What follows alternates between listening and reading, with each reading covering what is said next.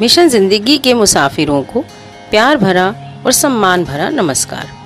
दोस्तों, आज हम एक कहानी से अपनी मुलाकात शुरू करेंगे। ये कहानी हम में से बहुत से लोगों ने सुनी होगी, परंतु समय की परत ने शायद इसे भुला दिया होगा। तो चलिए आज कुछ पुराना याद करते हैं एक कहानी के माध्यम से।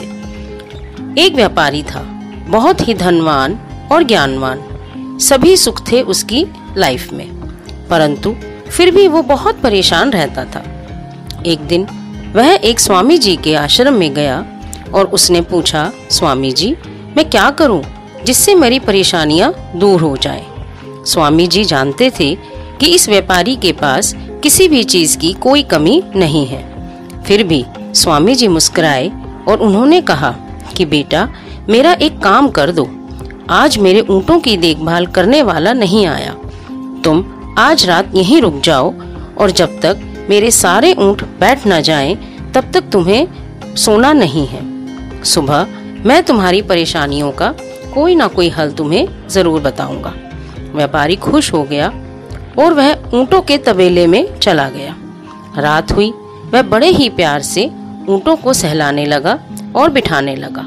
उसकी कोशिश से ऊँट बैठ भी गए, परंतु जैसे ही कोई ऊँट बैठता, दूसरा ऊँट खड़ा हो जाता। वह दूसरे को बिठाता तो तीसरा खड़ा हो जाता और ये सिलसिला चलता रहा। आखिर में व्यापारी थक गया और वह एक कोने में जाकर सो गया। जब सुबह उठा तो देखा कि सारे ऊँट बैठे हुए थे। वह बहुत खुश हुआ। उसे लगा कि मेरा कार्य खत्म हुआ और अब मुझे मेरी परेशानियों का हल मिल जाएगा। वह भागकर स्वामी जी के पास गया और कहने लगा, स्वामी जी, सारे ऊँट बैठे हुए हैं। स्वामी जी ने पूछा, जब तुम सोए थे तो क्या तब भी सारे ऊँट बैठे हुए थे? व्यापारी बोला, नहीं स्वामी जी, तब तो कुछ ऊँट खड़े थे और कुछ ऊँट बैठे थे। स्वामी जी मुस्कुराए और कहने लगे, यही तुम्हारी परेशानियों का हल है और यही जीवन है। ये समस्याएं ऊँट की तरह हैं, हर दिन एक नया चैलेंज लेकर आता है। दोस्तों, वाकई में लगा कि जीवन में समस्याएं कभी खत्म नहीं होती। एक समस्या का हल निकालते हैं तो अगले दिन दूसरी समस्या आकर खड़ी हो जाती है। इससे यह लगता है कि हमारा काम है जो समस्या सामने है उसी का सलूशन निकाल लें।